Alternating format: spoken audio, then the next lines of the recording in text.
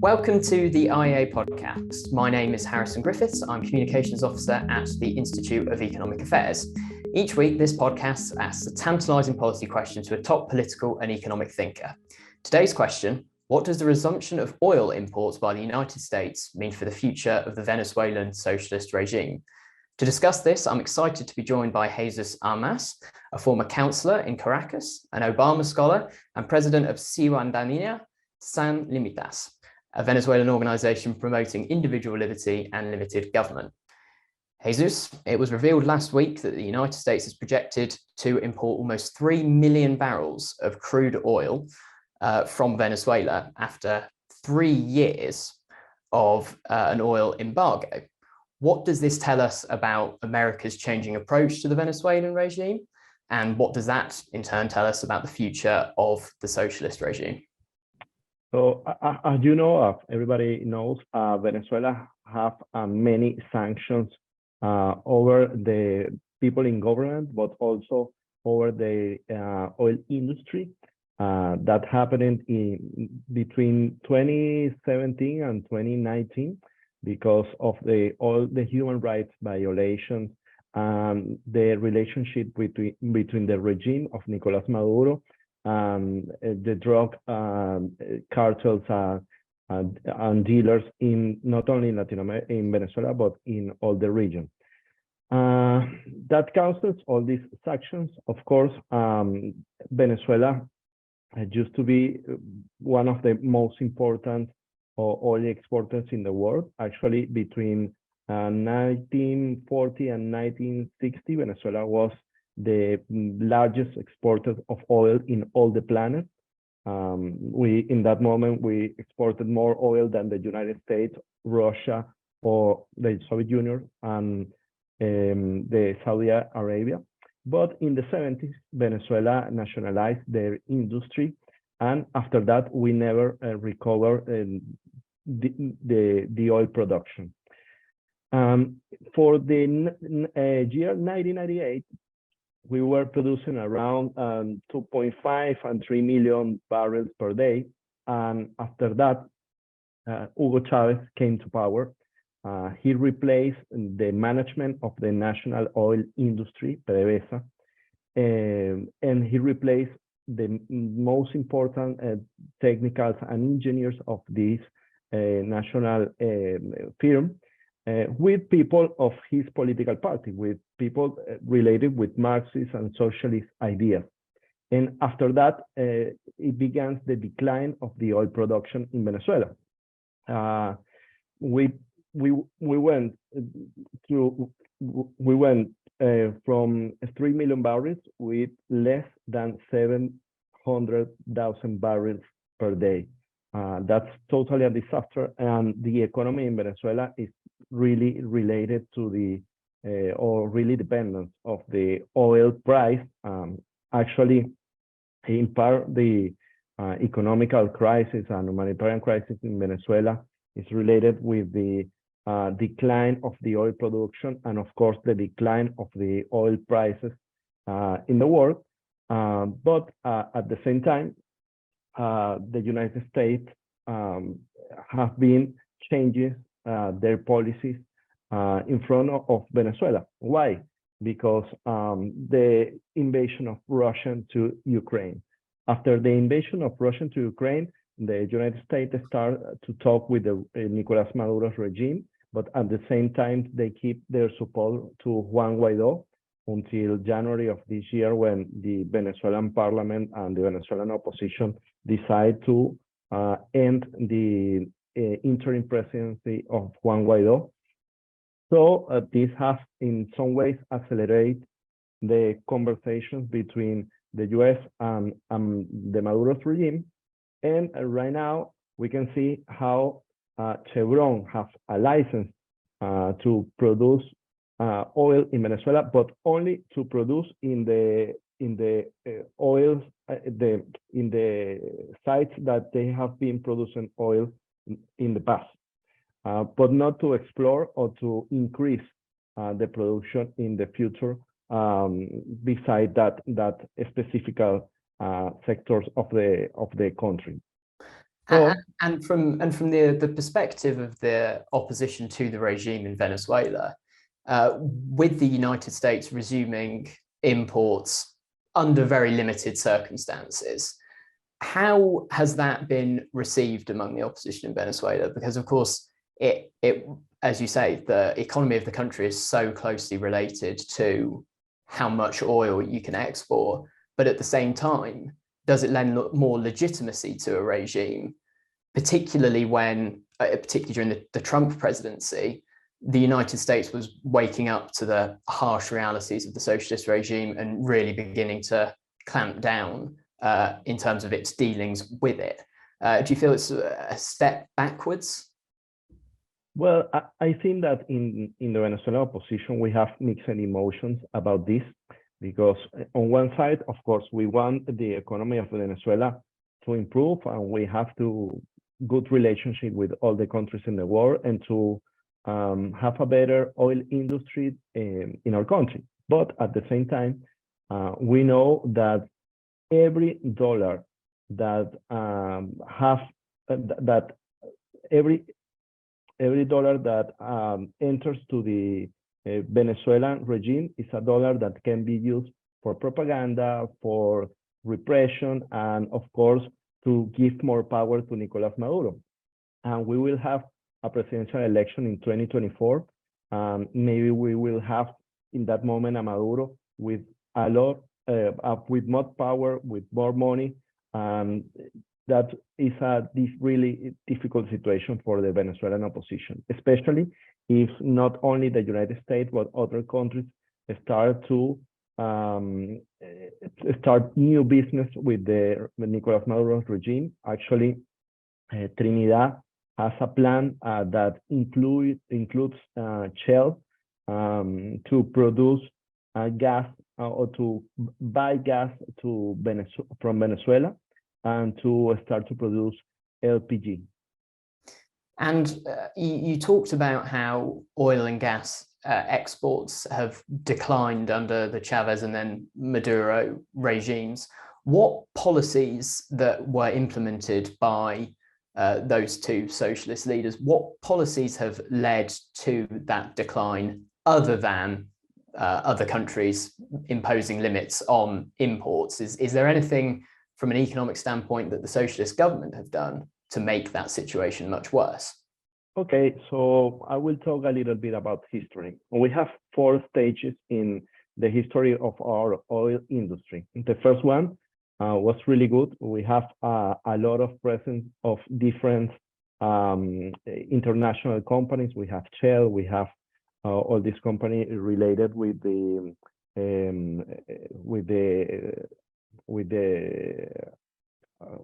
United States, of course, Chevron, Exxon, and then we nationalized the industry in the 70s. We have some decline of the oil industry, but we have a really efficient bureaucracy in the government, so the decline was not so hard. But in the 90s, the same president that was in power in the 70s was re-elected, and in the 90s he changed his policies, and he started to open the energy markets in Venezuela, and we have again the presence of international companies, and the oil production started to increase in Venezuela, and that was really positive. We have in that moment we passed from 2 to almost 3 million barrels per day, and the oil industry have a lot of future or the perception of Venezuelan and even the international market that was that Venezuela can increase even more their production. But with the rise of Hugo Chavez, he renationalized the oil industry, and also he nationalized many industries in Venezuela, all the energy sector, of course, but also the food sector. He nationalized enterprises of coffee, all the agriculture. It was something really crazy. He also put a price cap in different areas. And of course, he created currency exchange control. And all these policies have as a consequence, not only the decline of the oil industry, but also the shortages of food, of every product that you can imagine in our country. For many, many years, we have to make a lot, really long lines to buy toilet paper or to buy, I don't know, something to buy food. It was really a tragedy. We were more or less one of the richest countries of Latin America. And between 2013 and 2019, we lost 80% of our GDP. It's the biggest decline of GDP of any country in times of peace. So because of these political and economical policies, we have one of the biggest migrant crises in the world. Actually, we are in the top 3 with Ukraine and Syria, and of course, they had a war, so it makes a lot of sense, but it doesn't make sense because Venezuela is in peace, at least in peace with other countries, because of course, the government declared war to their citizens and have been a lot of hunger, poverty, and many different issues to Venezuelans. So it's not only oil and gas, it's also, for example, electricity. Venezuela have the capacity to produce 36 megawatts of electricity, and we are only producing a third of that. And of course, we can cover the demand right now. And if the economy starts to recover, we will not have enough power, enough electricity to cover that. To cover the demand. So it will be, it's a real disaster, actually. Yeah, absolutely. And those who have paid attention to the issue over the last few years will have seen this significant movements of migrants, particularly to neighboring countries like Colombia, but also to the United States and far further afield. However, in the last few months, there has been a slight improvement in the economic situation, perhaps linked to the world's greater openness to Venezuelan oil and gas after the Russian invasion of Ukraine. Do you think, number one, that could potentially be a lasting change and that the economic situation in Venezuela may have genuinely taken a turn for the better? And two, is there anything that the government has done to relax state intervention in the economy, to relax some, price controls, expropriation of property that have driven business away? Is there anything they've done to help improve the economy, or do you think this is short-lived anyway? I think that helps. That helps a lot. Actually, after they start to relax the price control, we saw the end of the lines for bread or for the toilet paper. Actually, we have right now a lot of supermarkets with many different products, especially import products, because the national production is almost dead. And that's very sad because Venezuela has a lot of potential for agriculture, but Chavez expropriate, confiscate almost all the big agricultural industries in the country.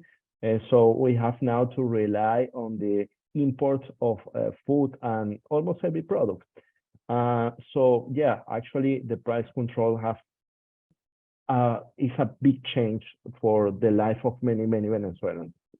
At the same time, the relaxation of the currency exchange helped a lot too, because a few years ago we have a prohibition that we can use US dollar in that moment, but after 2 or 3 years ago they relaxed that policy, and almost all Venezuelans, almost 70% of the transactions in Venezuela are made in US dollars, because it's the only way to protect ourselves from the inflation. As you know, Venezuela have hyperinflation a few years ago. We have 75% of hyperinflation in just 1 year, 75,000%, sorry, 75,000%. Right now, we have an inflation around 500, 600, and it's a lot for us. It's not so much because we have to experiment such crisis that this feels like a little bit of an improvement, but I think that maybe by the end of this year, we will have another episode of hyperinflation in our economy. And so, why do you think that that's the case? What is it that has, if inflation has already come down, what has changed for you to think that it's going to return to the days of a few years ago when it was really quite serious, very exceedingly high numbers? Because there are a lot of mobilization of the labor force in Venezuela. The unions are trying to pressure Nicolás Maduro to increase the minimum wage. We have a minimum wage in Venezuela around $5 per month, $5 per month. So they are talking to increase this to $150 per month, $150 per month, which is a lot of, it's a big increase. Yeah. But eventually they will pay these salaries in bolivars, not in dollars. And of course, they will print a lot of bolivars, and this will cause inflation, because in despite that the oil prices are better than a few years ago, and that the oil industry will increase a little bit their production, there's not enough money to cover all the expenses of the state. We have more than 2 million of public workers, of public servants, and we are a country of 28 million of people, so it's around 50% of the population works for the government.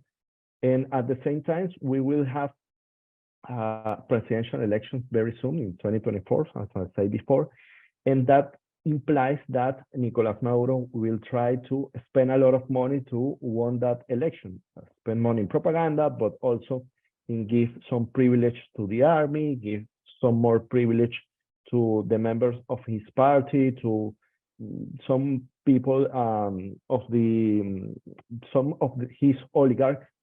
So it represents a lot of the national GDP. So yeah, he will need to print money without not organic money. Yeah, and in terms of looking to the future, perhaps without the socialists, without Maduro, what do you think the prospects are, standing from where you are now, of a freer, more liberal Venezuela with a more limited government and respect for individual liberty and property rights that we in our movement all want to see? With freedom, Venezuela will be, again, one of the richest countries of Latin America. I don't have any doubt about that, because we have many advantages. Of course, we have a great social capital between the years of democracy. Venezuela create a lot of universities, a lot of schools. So we have a lot of educated people that I know that they have the knowledge to recover the Venezuelan economy. At the same time, I think that we have the advantage of have the largest reserve of oil in all the world. So if we open the energy business to the private, and we have the opportunity to bring back Exxon, BP, Shell, and all the international companies, we will increase our oil production. And of course, we can use these taxes to help to invest in the infrastructure of electricity, and of course to open the electricity markets to competition, and to bring back also the private enterprises to that sector. So we have many advantages in Venezuela, in agriculture, in so many areas that I think we can recover our economy. And also, I think that Venezuelans love freedom. Venezuelans love democracy. We were the strongest democracy of Latin America for many, many years. We combat the guerrilla, we combat the dictators around the region. So we have a long tradition of freedom. We have fight against this dictatorship for many, many years. And I know that the hope and the energy of the people will change everything, and we will have a great country again. Well, that's excellent. Unfortunately, that is all we've got time for, but an excellent note to end on. Jesus Armas, thank you very much for joining us, and thank you all very much, ladies and gentlemen, for watching and listening. Well, if you enjoyed that conversation, why not watch one of these other videos? And while you're here, remember to hit the subscribe button and the notification bell. That way, you'll never miss out on a single IEA broadcast.